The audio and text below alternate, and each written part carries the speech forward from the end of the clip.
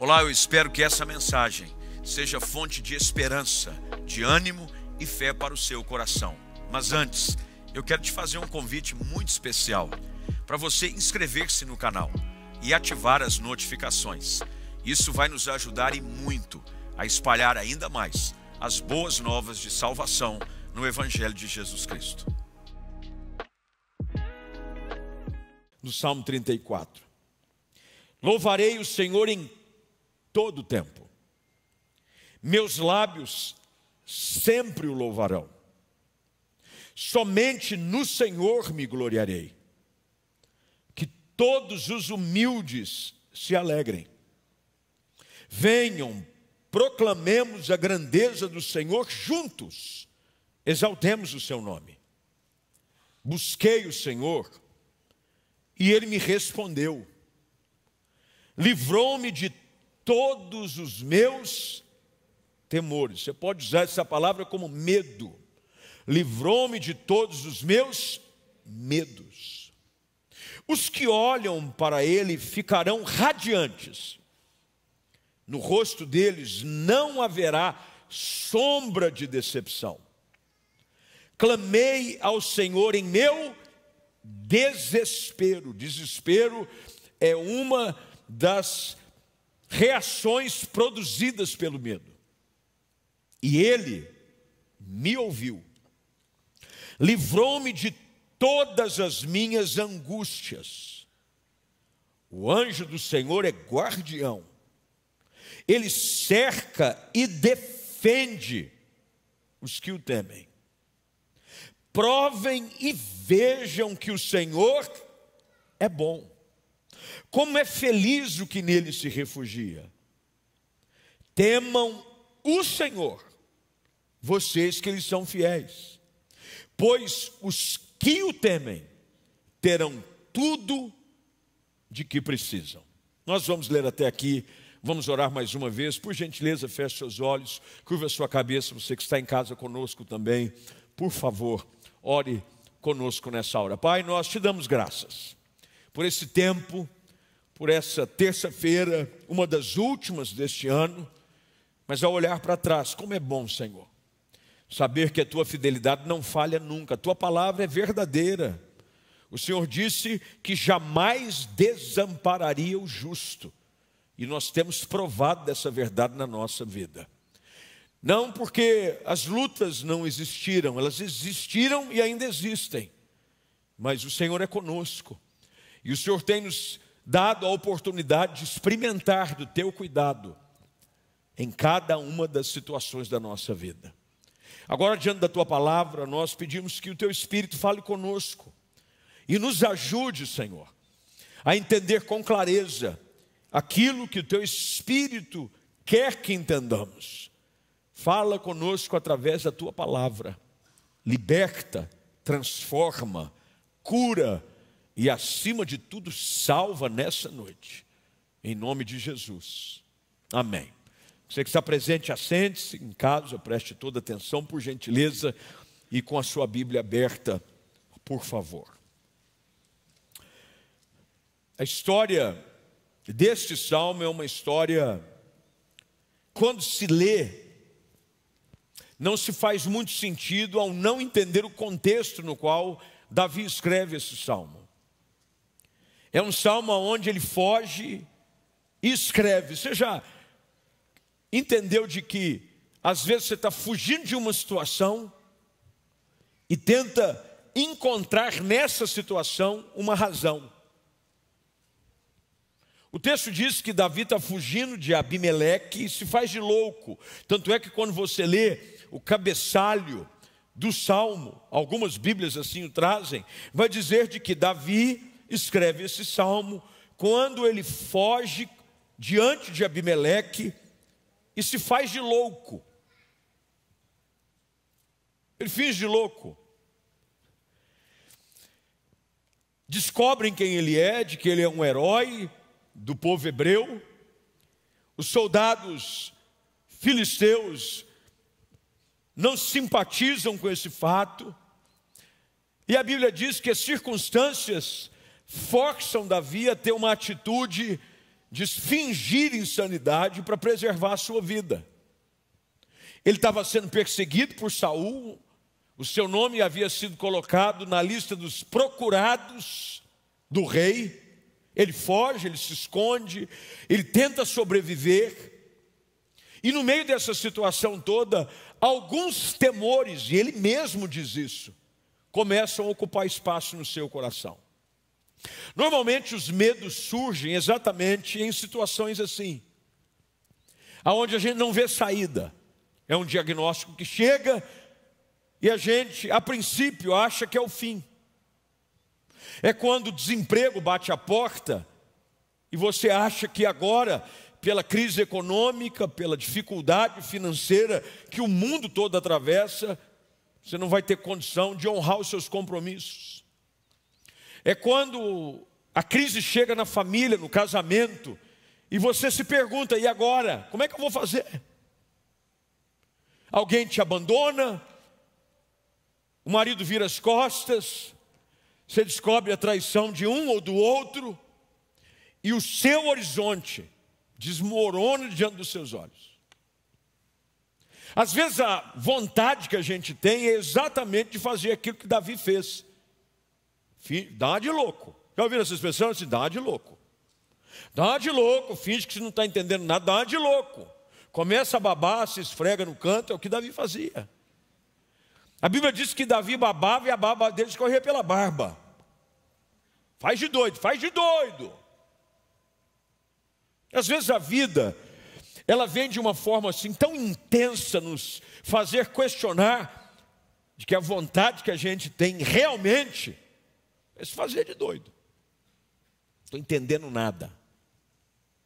Até que nesse contexto, onde o medo tende a querer nos colocar contra a parede, Davi nos ensina algo que é importantíssimo para sair dessa situação e olhar para frente com esperança de que dias melhores virão.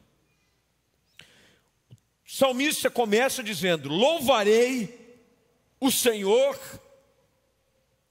de vez em quando, só quando tudo estiver bem, quando o vento estiver soprando a meu favor, quando a conta estiver com saldo positivo, quando as faturas estiverem em dia, quando o cartão de crédito estiver quitado, quando os filhos estiverem todos saudáveis, quando o casamento tiver um mar de rosas, também. Mas o salmista diz: eu louvarei o Senhor em todo. Meu irmão, dizer isso quando tudo vai bem é fácil. Eu quero ver você dizer que você vai louvar Deus quando todo mundo está querendo arrancar seu pescoço. Louvarei ao Senhor em todo o tempo. Quando você olha esse salmo, diz: Davi estava vivendo o melhor momento da sua vida.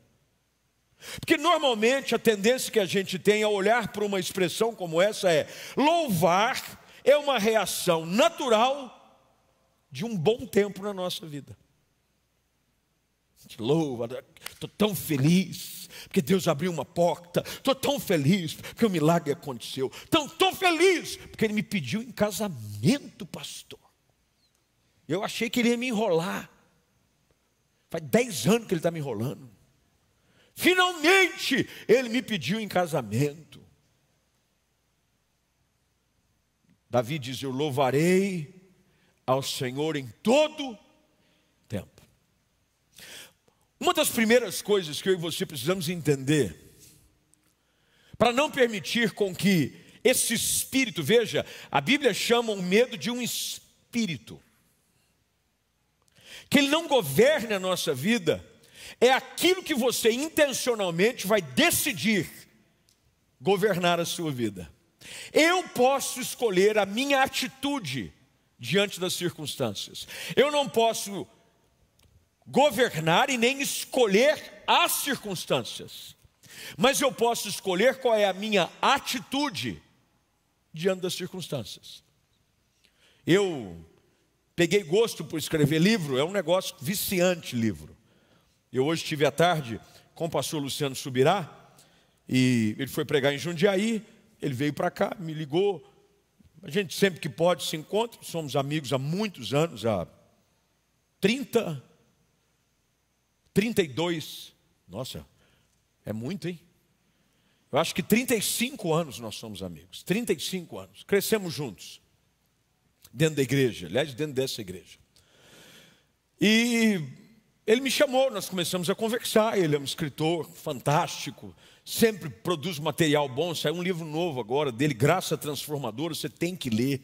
É um livraço também, 400 páginas, não é para qualquer um não, é livro bom, caldo grosso. E a gente está falando sobre projetos, e eu estou lançando um livro agora, mesmo tendo terminado esse, eu estou relançando um outro, que já está quase pronto, mas até abril do ano que vem, mais ou menos, tem um livro, o qual eu estou escrevendo, estava até então, porque eu já recebi um material do Dr. Dale Galloway, esse senhor que faleceu, chamado O Poder da Sua Atitude. O poder da sua atitude. A minha atitude tem o poder de mudar ambientes. O que Davi está dizendo?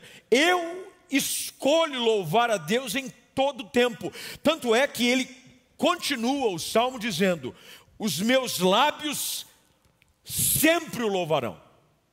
Ele não vai dizer que eu só vou louvar quando o vento me for favorável. Ele diz: os meus lábios sempre te louvarão. E aqui fica uma pergunta para você: você só louva e você só adora a Deus e você só bendiz o nome de Deus quando tudo te vai bem, ou você escolhe adorar a Deus em todo o tempo? Lembra da história de Jó? Homem íntegro, reto, temente a Deus, que se desviava do mal. Ele é apresentado no livro que leva o seu nome como um homem invejável, rico, bem casado, muitos filhos, servia a Deus, até que vem uma onda permitida pelo Senhor, avassaladora, que leva tudo que ele tem, leva os seus filhos, leva a sua saúde. E a sua mulher diz assim: você continua ainda adorando a esse Deus? Amaldiçoa esse Deus e morre. Qual é a resposta que Jó dá? Não temos recebido o bem do Senhor? Por que também não haveríamos de receber o mal? O Senhor deu, o Senhor tomou. Bendito seja o nome do Senhor. A minha atitude, aquilo que eu escolho verbalizar, e aqui, meu irmão, não tem nada de confissão positiva, nada tem a ver com essa teoria que infelizmente tem encontrado espaço em alguns lugares, dessa confissão positiva, de você falar coisa boa, nada disso. É o simples fato de você verbalizar aquilo que você crê. A boca fala, que o coração está cheio. O que Davi está dizendo é o seguinte: eu sei que a situação é difícil, mas Deus continua sendo bom. E é por isso que eu vou louvar, porque às vezes eu não entendo, mas eu não posso permitir com que os sentimentos enganosos assumam o controle da minha alma e o medo encontre abrigo no meu coração. Então ele escolhe louvar a Deus em todo tempo. E aqui fica a primeira lição, e anota ela aí por gentileza. Uma das primeiras coisas que você precisa fazer para vencer o medo é escolher uma atitude de adoração em todo tempo. Pastor, eu estou com medo. Bem, eu estou com medo, mas eu sei que Deus está no controle. E os meus lábios, eles serão usados para o louvar em todo tempo. Tanto é que no verso seguinte ele diz: somente no Senhor me gloriarei, e que todos os humildes. Ele não está falando dos outros, ele está falando de si. Agora lembre-se do que as Escrituras afirmam: os humilhados serão. Meu irmão, é fácil você se alegrar em Deus quando você está por cima da carne seca. Já ouviram essa expressão, não? Está por cima da carne seca, hein? Falou último biscoito do pacote, Coca-Cola do deserto, é uma maravilha. Ou os mais velhos sabem, ele é o rei da cocada preta. Até hoje eu não entendi por que eles dizem isso. É fácil você dizer isso. Agora o que Davi diz? Presta atenção no final do verso de número 2. Todos os humildes se alegrem. A palavra de Deus: humilhai-vos sobre a poderosa mão do Senhor, porque Ele no tempo oportuno vos exaltará. Eu preciso escolher ter uma atitude de submissão e entrega, entendendo que, por mais que as coisas que estejam acontecendo não fazem sentido para mim, Deus está agindo em meu favor. E é aí que eu vou vencendo o medo, porque o medo normalmente ele é gerado pelo desconhecido. Aquilo que eu não conheço, normalmente eu tenho medo. Eu tenho medo por não saber se vou conseguir vencer isso. Por exemplo, tem gente que tem medo de casar. Tem medo de casar, pastor. Mas por que você tem medo de casar? Ai, não sei se eu vou ser um bom marido. Ai, eu não sei se eu vou ser um... Eu já ouvi, a gente aconselha casais. Hoje eu faço muito menos casamento, porque já fiz muito casamento, irmão. Perdi conta de casamento que eu fiz. Centenas e centenas de casamentos. Faz 28 anos que eu sou pastor. Hoje eu me dou o luxo de fazer um aqui, outro acolá. Faço um sexta-feira agora. Vou casar um russo, uma russa com um brasileiro. Eu disse para ele, a coisa para você vai ficar russa. Literalmente. E às vezes as pessoas dizem, pastor, será que vai dar certo? Primeiro, Deus fez o casamento para dar certo. Deus não fez o casamento para dar errado. Quem faz o casamento dar errado? A gente. É você que erra. É você que não cumpre o seu papel. Aí tem gente que tem medo. Eu tenho medo de casar porque fulano de tal casou e foi infeliz. Foi infeliz porque ele ou ela deixaram de cumprir o seu papel. É o medo do desconhecido. Eu conheço casais que têm medo de ter filhos. Eu tenho medo dos meus filhos. E se eles nascerem? E eu não sei se eu vou ter conta de criar. Meu irmão, se você for pensar, você não vai fazer nada na vida. Aliás, nem da cama você sai. Se você pensar de manhã, eu não sei se eu vou sair, porque pode ser que na hora que eu esteja no ponto de ônibus, venha um ônibus desgovernado. Pode ser que eu não vou comprar um carro. Eu conheço gente que tem medo de dirigir. Tem carta, fez lá tudo, teórico, passou no psicotécnico, fez a prova. Eu tenho medo, porque eu tenho medo de bater. Carro foi feito para bater, irmão. Por que eles botam airbag? É porque se bater, aciona. Agora, sabe qual é o problema? As pessoas não usufruem do lado bom, porque temem só o pior. Irmão, filho é bênção. A Bíblia diz que os filhos são herança do Senhor.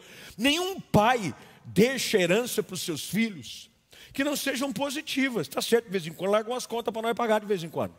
Tem pai que quando vai, você tem lembrança dele. Uma vez eu falei assim, pastor, eu tenho lembrado tanto do meu pai nesses dias. Eu falei, o que é? Não é que tem chegado umas contas dele aí depois que ele faleceu? Eu tenho lembrado dele. Agora, os filhos são bênção. Dá trabalho? Dá. Eu não vou dizer para você que filho não dá trabalho. Tem fases da vida que você lidar com os filhos é um desafio. Mas se a Bíblia diz que é bom, eu preciso adotar esse discurso de que eu não vou ficar preso ao medo do desconhecido. Porque Deus já disse a verdade revelada de Deus para o casamento, para ter filhos, para você viver em comunhão. A Bíblia diz que não há nada melhor, e essa é uma constatação que o pregador que escreve o livro de Eclesiastes faz. Ele diz, não há nada melhor para o homem do que comer, beber e gozar a vida com a mulher da sua mocidade. Ele está dizendo o seguinte, a vida é boa. Tem gente que tem medo de viver. Às vezes o medo nada mais é do que você se deixar aprisionar pelo desconhecido, que nada mais é do que um discurso das trevas. Quando Deus já te chamou, se Deus te deu a vida, é porque Ele quer que você seja feliz e abençoado. Agora aqui tem um detalhe. Por que as pessoas sofrem? Sofrem por causa do pecado. Não tem jeito, gente. Quando você entra no mundo, querendo você ou não, você vai enfrentar as suas lutas. O que é que Jesus disse para os discípulos? No mundo tereis. É que você pode vir a ter, se você não se comportar. Veja só, se você não for um crente fiel, você vai ter aflições. Diz, no mundo tereis. Mas ele diz, tem bom ânimo. Bom ânimo. Davi, diante das lutas, ele nos ensina: eu preciso adorar a Deus, eu vou glorificá-lo, que os humildes se alegrem. E ele chega agora no verso de número 3: venham e proclamemos a grandeza do Senhor. Olhe para o lado bom da vida. Deus é bom, gente. Tanto é que lá na frente, alguns versículos à frente, ele vai dizer, verso de número 8: provem e vejam que Deus é bom. Tem gente que tem medo de se relacionar com Deus, de viver uma vida de intimidade. Eu não vou virar crente não, porque se virar crente, acabou a vida. Onde você arrumou essa besteira? Quando na realidade, quando você experimenta Jesus, quando você experimenta a comunhão com Deus, você vai viver uma experiência muito mais transformadora do que eu vivi, assentado naquela mesa ao comer comida japonesa. Jesus é melhor do que comida japonesa, irmão. O salmista diz aqui: olha, eu busquei ao Senhor, verso de número 4, e Ele me respondeu. Você sabe qual é a melhor maneira de você vencer os seus medos? Primeiro é você declarar pela fé de que algo bom vai acontecer. Segundo é você buscar a Deus e dizer: Senhor, eu não sei o que fazer, mas na tua presença eu sei que eu encontro abrigo. E olha a surpresa que Davi tem, e ele compartilha conosco nesse salmo. Ele diz: eu busquei ao Senhor e Ele me respondeu. Olha que fascinante: livrou-me de todos os meus temores. Ele não disse assim: mudou a minha situação. É isso que ele disse? Virou para o meu lado. Agora a maré está a meu favor. É isso que ele disse? Ele disse, não.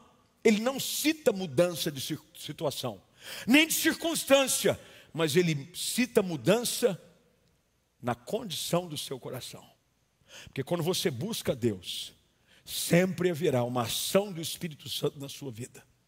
E Deus vai te ajudar a entender de que Ele está no controle. É por isso que aqueles que buscam a Deus, mesmo quando as coisas não são favoráveis, encontram paz no seu coração. Aí você vai entender porque que Jesus disse: deixo-vos a minha paz vos dou. Não vou lá dou como a dá o mundo. Qual é a paz que o mundo te oferece?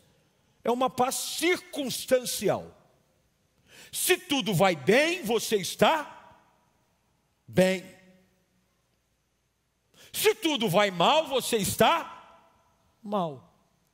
Mas quando você conhece a Deus e tem um relacionamento com Jesus, mesmo que a circunstância não lhe seja favorável, a paz que excede todo entendimento. Você não entende por que você está em paz. Pastor, está uma guerra lá fora. O pau está quebrando. A luta está grande. Não é que eu estou com dinheiro de sobra, não. Pelo contrário, pastor, eu estou lutando para pagar as continhas. Mas eu termino o dia sabendo de que Deus está cuidando de mim. E amanhã? Eu não estou preocupado com amanhã, porque Deus diz que vai cuidar de mim. E aí o que acontece? Os meus medos começam a desaparecer. Por quê? Porque mudou a situação? Não, mas porque você aprendeu a confiar em Deus. Aí lá na frente, e eu preciso ir embora porque o tempo já foi. Versículo de número 5. Os que olham para Ele. Davi fala e muda o foco. Para onde você tem olhado? Se você só olhar para o problema, se você só olhar para aquilo que te dá medo. Já viram algumas coisas? Fecha o olho. Às vezes eu me lembro da minha filha pequenininha, a mais nova, Giovana. Hoje ela não está pequenininha, é uma moça de 16 anos. Está altona, chique, bonitona. Mas eu me lembro quando às vezes, qualquer filme, não é que eu assistia filme, nunca assisti filme assim com conotação de terror nem nada, mas qualquer coisa que aparecia assim, por mais, por exemplo, aparecia um leão na cena, o que a minha filha fazia? Já foi o leão, pai? Já. Aí aparecia uma situação onde a música ficava tensa e o vilão vinha contra o mocinho, o que ela fazia?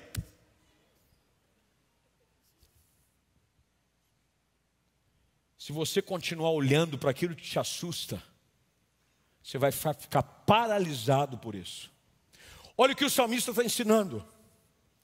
Busquei ao Senhor e Ele me respondeu, verso de número 5. Os que olham para Ele. Por que o salmista diz, lá no Salmo de número 121, elevo os meus olhos para os montes. De onde me vem o socorro? Vem do Senhor. Eu tiro o olho do vale, eu tiro o olho da circunstância, eu tiro o olho do problema. E a Bíblia diz, os que olham para Ele ficarão radiantes. O sentido ali é animado, entusiasmado. Você já viu assim, que alegria radiante, é aquela que contagia. Porque quando você olha para Deus, você vê que é maior aquele que está em você do que aquele que está no mundo. Paulo fez questão de ensinar isso à igreja primitiva. Ele não diminuiu o problema, ele diz, mas maior é o que está em você.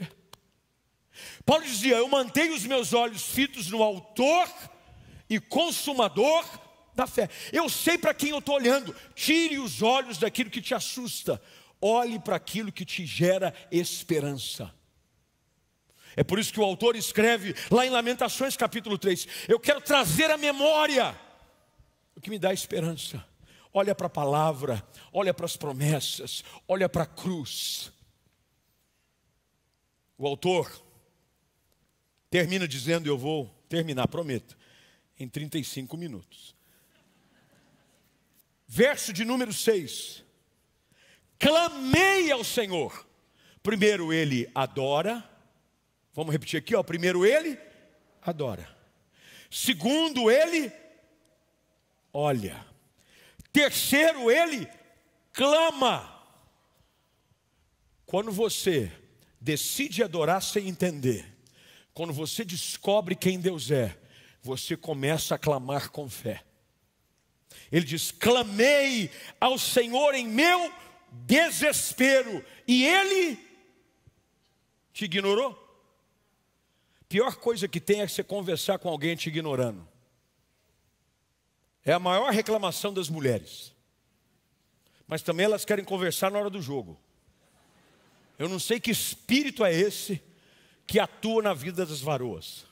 Elas querem conversar na hora que o jogo está mais intenso. Esses dias minha esposa chegou, estava lá assistindo, apesar que foi livramento, porque era Flamengo e Palmeiras, o inimigo se levantou. Aí eu estou lá assistindo o jogo, ela entra na frente, amor. Eu falei, amor, você não está entendendo. Você está dando lugar para o inimigo. O que é? Não, mas é que eu queria te falar, amor, agora não é o lugar de falar, não é o momento. Existe tempo e propósito para todas as coisas, está na Bíblia. Há tempo determinado para todas as coisas debaixo do céu. A hora de falar e a hora de se calar. Querida, agora é a hora de calar. Nós vamos assistir o jogo. É ruim você falar com quem não te está dando atenção. Mas sabe de uma coisa? Deus nunca deixa de nos dar atenção.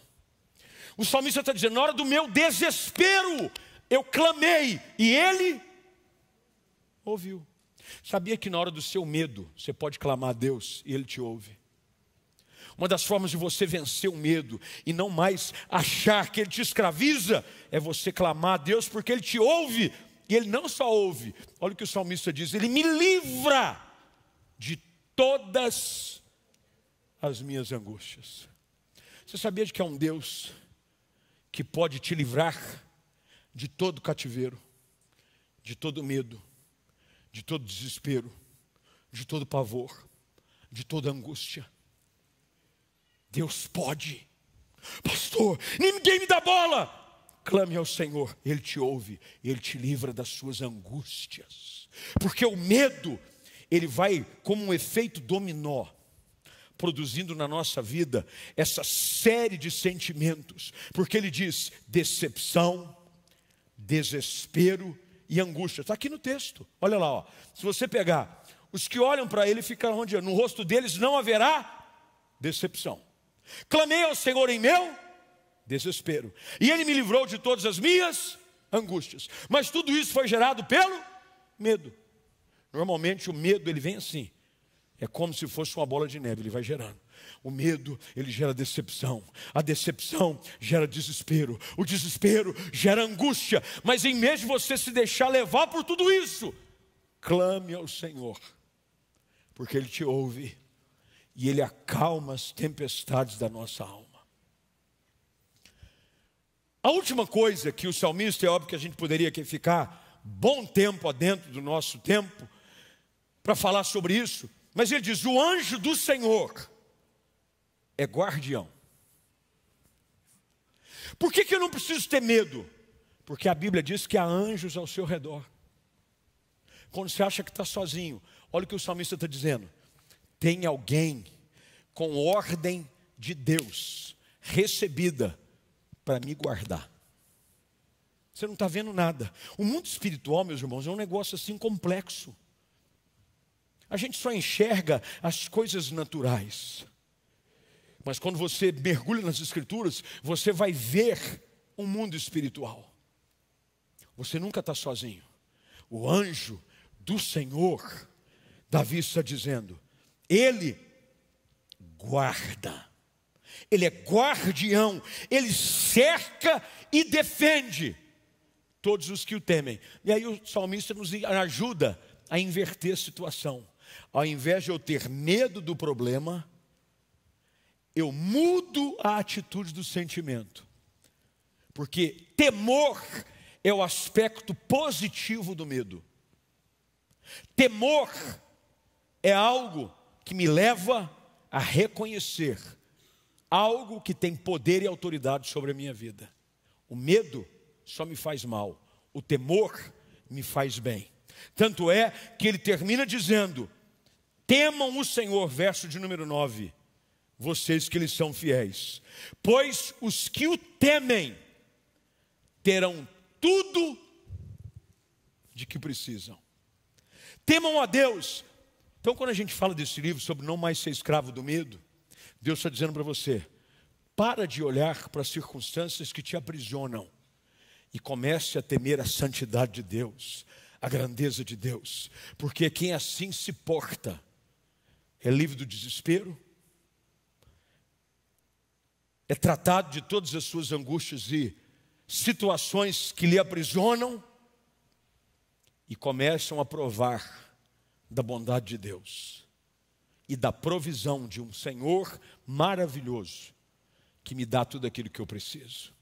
Eu não sei qual é a sua necessidade, não sei qual é a sua luta, mas eu sei que hoje você precisa mudar a sua postura. Comece a louvar a Deus. Não estou entendendo nada, mas eu sei que há um Deus que está cuidando de mim. Eu não vou me render diante do desconhecido, eu vou me prostrar diante daquilo que já me foi revelado. Deus é na minha vida. Há anjos do Senhor acampados ao meu redor, e os meus lábios vão proclamar os seus grandes feitos. E enquanto o desespero quiser tomar conta do meu coração, eu vou clamar ao Senhor, porque eu sei que Ele me ouve. Deus está te ouvindo hoje, está te ouvindo em casa, está te ouvindo aqui, está te ouvindo no seu quarto. Deus está te ouvindo em todos os lugares, e enquanto você clama, Ele ouve, e a Bíblia diz que Ele inclina os ouvidos na sua direção. E aí você começa a experimentar do cuidado da bondade do Senhor. O salmista, se nós tivéssemos mais tempo, eu nem li o versículo, porque eu já sabia que o tempo ia ficar bem apertado, e olha, porque eu pedi 35 minutos, e a culpa não foi do pessoal, foi eu que falei que ia falar pouco, mas eu nunca consigo falar pouco. O verso de número 10, ele diz assim: até mesmo os leões jovens e fortes passam fome. O que é que o salmista está dizendo aqui? É que não importa, a figura do leão jovem e forte é da sua maior força, é do ápice do poder de alguém. Ele está dizendo, não importa, enquanto você achar que você tem poder para resolver os seus problemas, haverá algo que vai surgir no seu caminho, que vai te fazer enfrentar o medo de frente. Mas ele termina dizendo, Mas os que buscam o Senhor, nada de bom faltará. O que você escolhe hoje, hein? Você escolhe ainda se transformar em alguém que é vitimizado pelo medo do desconhecido, por aquilo que te assombra, pelo amanhã que é incerto para todos nós? Ninguém sabe. Mas de uma coisa eu estou certo: há um Deus que é bom e eu posso provar a bondade de Deus na minha vida. Prove. Prove. E você vai aprender, assim como eu, de que alguma coisa que você antes tanto condenava por não conhecer é algo tão bom que, se você tivesse descoberto antes, você veria experimentado mais cedo. E Deus vai te ajudar a vencer os seus medos, a derrubar os seus gigantes e a viver em direção àquilo que Ele tem prometido para a sua vida. Amém. Vamos ficar de pé? Feche seus olhos, curva a sua cabeça, por favor. Eu quero orar com você nessa noite. Você que chegou aqui, talvez aprisionado por alguns sentimentos que te limitam. E Deus te trouxe aqui para ouvir o testemunho de uma pessoa. Isso aqui não é poesia. Isso é testemunho de vida. É um homem que está dizendo: a circunstância está querendo me provar e me convencer de que eu tenho que me render ao pavor, ao desconhecido. Mas eu escolho louvar o Senhor em todo tempo. O seu louvor sempre estará nos meus lábios. Eu vou me curvar diante da sua soberania. Eu vou olhar para Ele. E enquanto eu olho para Ele, eu percebo de que eu estou seguro. E eu vou clamar. Eu vou buscar. E Deus vai me socorrer. Quem sabe essa é a sua realidade hoje. Para você que está em casa, ou para você que está aqui. As lutas são grandes, pastor. Confesso que eu ando um pouco preocupado, com medo do amanhã, das incertezas que ele traz. Mas nós não vivemos baseado naquilo que vemos. Nós andamos sustentados e firmados por aquilo que cremos. Eu creio que Deus é bom. Eu creio que nada vai faltar para o justo, porque é promessa de Deus. Eu creio que nada que acontece na minha vida é em vão. Deus tem um propósito para tudo. Até quando aqueles que viram as costas para mim geram no meu coração um certo desconforto, eu descanso no Senhor, porque eu sei que Ele está agindo em meu favor. E aí a gente começa a diminuir a força do medo, do desconhecido, porque a gente começa a ser governado pela fé. E o justo sempre vai viver pela fé. A fé é a certeza de algo que vai acontecer, mas não aconteceu ainda. É a convicção de algo que eu não vi, mas eu vou ver. Isso é fé. E a gente começa a diminuir o poder do medo sobre a nossa vida. E a gente começa a caminhar na certeza de que o nosso Deus é bom em todo tempo. Em todo tempo. Vamos orar? Senhor, nessa noite nós ouvimos esse relato do salmista, o qual, de forma tão transparente, revela de que, num dos seus momentos mais difíceis, ele decide adorar a Deus. Muda a nossa atitude, Senhor, diante dos problemas.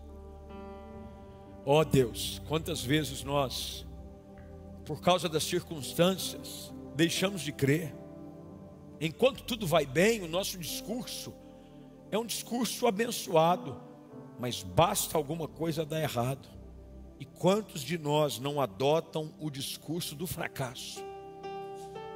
Ó Deus, ensina-nos a te adorar em todo o tempo. Que, Senhor, nos nossos lábios os teus louvores sempre possam estar. Ajuda-nos no nosso desespero, ao invés de se curvar diante dele, a clamar diante do Senhor, porque o Senhor promete na tua palavra nos livrar de todas as nossas angústias. Eu declaro hoje, pelo poder da tua palavra, de toda escravidão provocada pelo medo, hoje é vencida, é anulada pelo poder da verdade que há em Cristo Jesus. Pessoas aqui que vivem presas ao desconhecido, hoje, pela revelação da verdade, que, como diz a tua palavra, nos liberta, serão libertos de toda a amarra e de todo o engano das trevas.